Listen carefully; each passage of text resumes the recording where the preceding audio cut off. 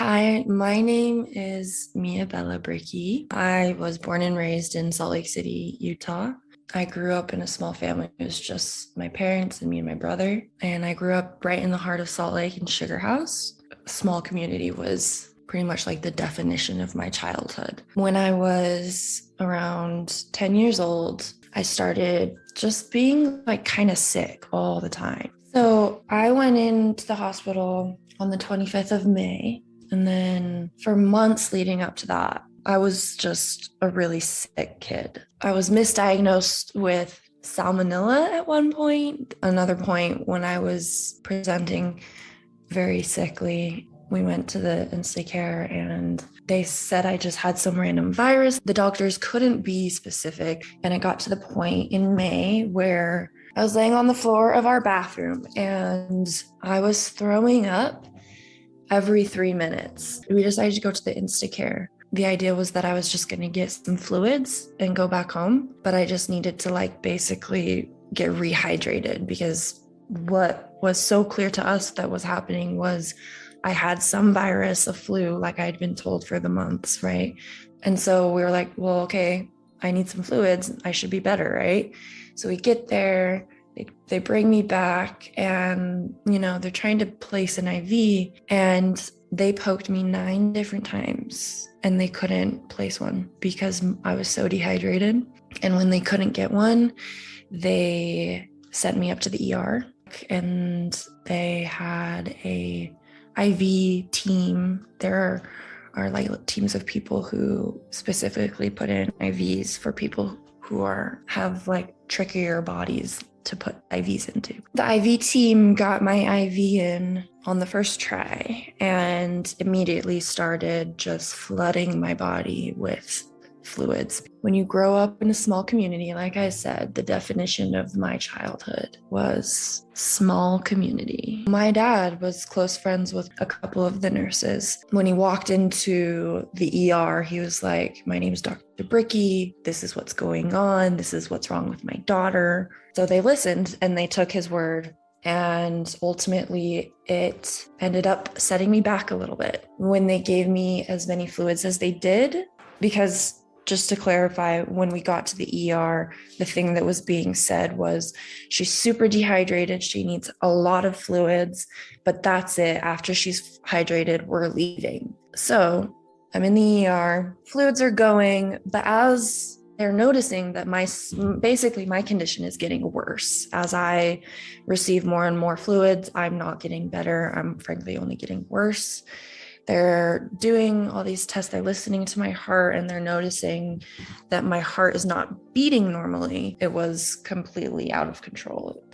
It was just beating randomly. So they pulled up an echo, which is like a scan and they looked at my heart and they realized that my heart was barely beating at all. It was barely pushing blood. It was bad. So what they decided they needed to do was basically a small little procedure where they wanted to shock my heart with a wire. They had to put me down, put me under, but they took a little wire on my carotid artery and they were going to shock the wire with some electricity to see if that would restore the correct electrical rhythm to the heart. So from my perspective, I had no idea the panic that everyone else was experiencing. What was really happening outside of my room is like the nurses pulled my dad to the side and said, "You need to get your wife here right now. This is not a small thing." The nurses didn't really know how to tell my parents that I was like on death's doormat, basically. And that if they weren't able to get my heart to beat normally, then it was going to be really bad. Still, even then, my dad wasn't comprehending. But he still called my mom. My mom showed up.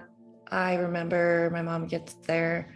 Now I have the both of them there, and they began the procedure and everything was fine. They completed it. They were able to put a wire up my carotid artery. They were able to shock my heart, although it did give a little bit more force to the beat. It did not create any sort of positive enough outcome. Like, the doctors did not feel comfortable enough to unintubate me. But they admitted me into the hospital, kept me intubated, and put me into a room in the ICU. And it was about 4 hours later, my parents, they say they heard a code called out. They look up and there was a nurse standing in the doorway crying, looking at them. And when my dad made eye contact with the nurse just said, "You need to come right now." And my dad says that when he came up, he saw this big man like pounding into his little girl's chest, and he didn't know how to respond because his instinct was to protect me, but he knew his brain was smarter than that, right? So what ended up happening is my dad just started like jumping up and down, and my dad's outside of the room jumping up and down, and the nurses are like trying to help him, and he's like, "Don't touch me, I won't get in the way, but don't touch me." My dad's there jumping, panicking, my mom's like bawling, and I'm laying in bed receiving CPR. Even though they did CPR on me for 65 minutes and I was intubated the whole time, they didn't know if I was brain dead or not because I was not responding, and they had me on life support. They ended up putting me on ECMO. My heart wasn't beating, but that was all you could see. Otherwise, I was perfectly healthy. Like, they couldn't understand why my heart had stopped and refused to start again. They didn't understand. So because of the trauma, though, that my body had taken during the cardiac arrest, the doctors decided really my only option was a heart transplant.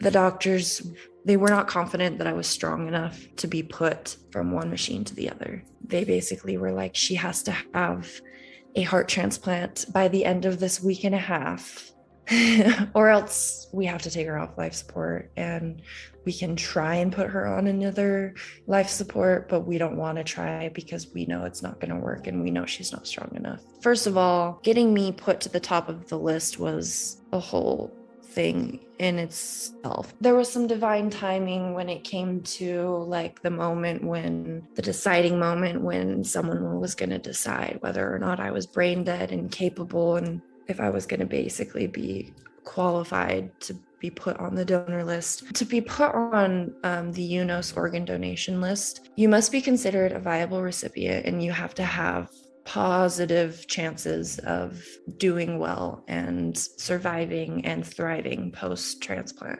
So if you're a person who doesn't have a high chance of survival past surgery, they won't even put you on the list because, frankly, they don't want to waste organs. So originally, the person who assessed me actually marked me as an unviable candidate. The person who was testing me had asked me to open my eyes and squeeze their hand, and I didn't do that. And I also failed a number of their other tests.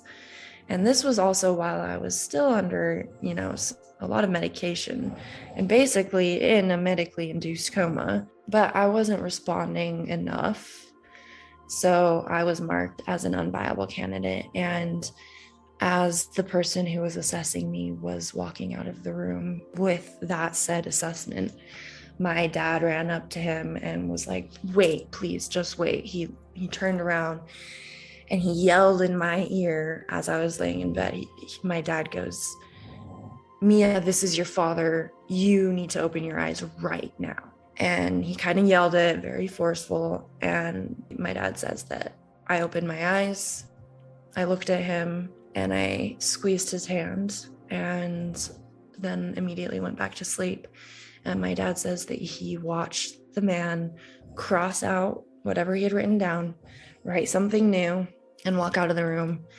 And about an hour and a half later, my parents were told that I had qualified and that they had okayed me to be put on the list. But to transition a little bit, that's kind of like the context of like what got me there, right? So now I'm in this coma waiting for a heart transplant. And that's where I had my NDE. What I remember, and I believe that this was what was going on when my heart went into cardiac arrest, when they started CPR on me. And then for the week and a half that I was on life support, I was in limbo. I was sitting on the edge of a cliff the entire time. I can't tell you where this cliff was. It wasn't anywhere on this planet Earth, but it was beautiful. The cliff was very tall. The best I can compare it to would be like the Cliffs of Moher type vibes, right? And I had my feet hanging over the edge of the cliff, like my feet were suspended in dead air, midair. But I was sitting on the ground, and I remember sitting there for what felt like ages. Time did not exist in this plane. So I was not concerned about time. I was not thinking about it. It was not even a concept. So therefore, it was not even something to think about. It was just, the experience was just ever existing. I felt so calm. And I think even to this day, unconsciously, my soul, my spirit, and my body tries to get back to that feeling often. And it's like a state of just pure wholeness. When I was sitting there on that cliff, I was myself, but I was also the exact same as everything else that was surrounding me. Not just like scientific, like we were made of the same thing, but like I was at the same playing field as the grass that I was sitting on and the air that I was breathing. It was all one. We were all one. It was a connection. It was just like true peace. But I sat there on the edge of that cliff with my feet hanging, and I watched what I can only best describe as a sunset, but it wasn't a sunset like you've seen here on Earth. What I was watching was a living, breathing ball of energy that was the most beautiful thing I've ever seen. It was bright white light, but it was colorful, but it wasn't blinding, but it was the brightest thing I've ever seen. It didn't have a face. It was a literal orb of pulsing, breathing, living energy. And below the cliff was an ocean. I don't see land again. I just see open ocean. And there are beings that are at the bottom of the cliff. They were waiting for me, but not in a way that was like they were even expecting me. They were just there. And I wish I could explain what they looked like, but I can't. Like, they didn't even have bodies. Like, they were spirits. But they told me that if I wanted to jump off of the cliff, they would catch me. I would be safe. I wouldn't be hurt.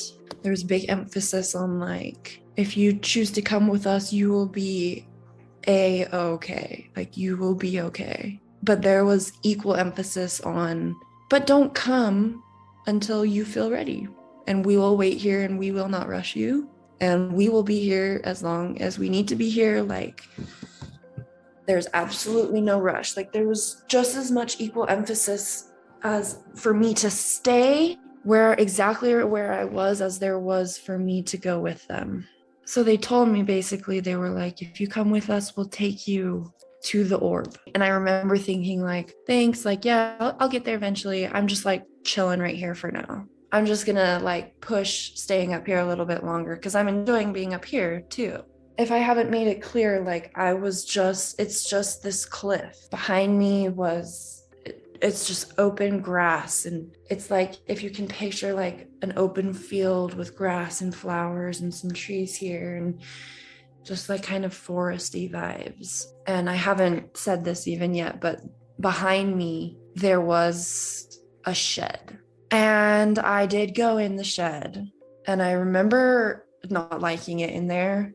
And so that's why I didn't go back in. It wasn't like scary looking, but it definitely it didn't feel like it fit like this heavenly landscape that I was in, right? Like, it was like brutal reminder of humanity sitting in this like field of heaven of mortality. It was like this sinking, sounds brutal, but there was like an energy around it that felt humanity and like the energy that comes with being a human and having a physical body and being physically stuck to certain places, like the actual energy of being a human. It felt like that was like orbiting around this shed. And when I went in, there were etchings of names on the walls. And it was like sad because there were thousands of names. And when I say sad, I don't mean like heartbreaking sad. I just mean like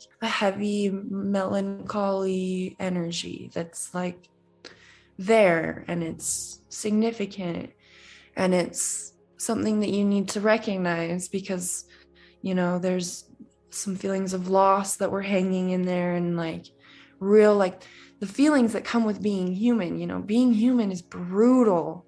And I remember just like being in there and like being like, I need to get the fuck out of here. I did not like it in there at all. So I left very quickly and spent the rest of my time on the edge of that cliff. And that's where I sat for literally my entire experience of being there, which did feel like forever.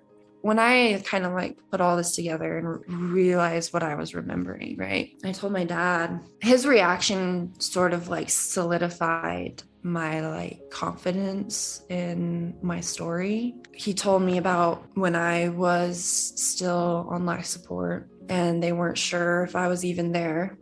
They weren't sure if I was brain dead or not. It was when things were really bad. There was a woman who is a very powerful witch and energy reader, and she's a psychic witch for sure. But she came and she visited me while I was in the hospital, while I was in my coma.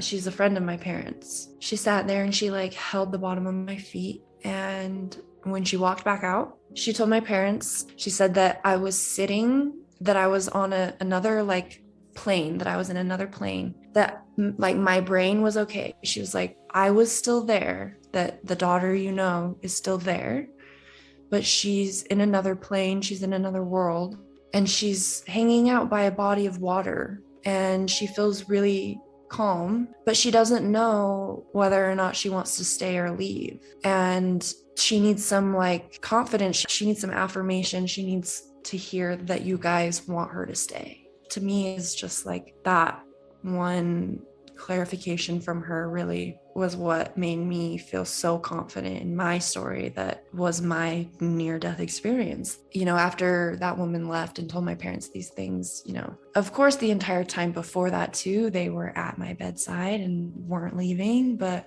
they really stepped it up and they were like, well, we can't even start to even entertain the idea of her not being okay. Like, we need to tell her she's okay. Like, they started to really push this, like, we need to tell her how much we need her. We need to tell her that she needs to fight, right? And it's so true. Like, I remember thinking, I don't really know. Like, I don't know if I want to stay. I don't know if I want to go. I like having the option to choose, and I'm going to like wait on that. And I remember just that, and that's kind of it. Like, that's kind of how it ends. I don't remember how it ended. There's people who tell stories of what it's like to be in a coma, right? And I experienced that for sure. I remember thinking I was a baby in a baby's cradle at one point, my brain trying to place my body in space and figure out what was going on, hearing everything around me, but not being able to open my eyes. I literally remember yelling at myself to open my eyes, but not being able to open my eyes. I remember crying and screaming and being so confused and very upset. And then when I was finally able to open my eyes and then hear that I had had a heart transplant and that like my life was completely different and changed forever. My heart transplant was really only the beginning. Like I said, my lungs collapsed twice afterwards. My kidneys failed.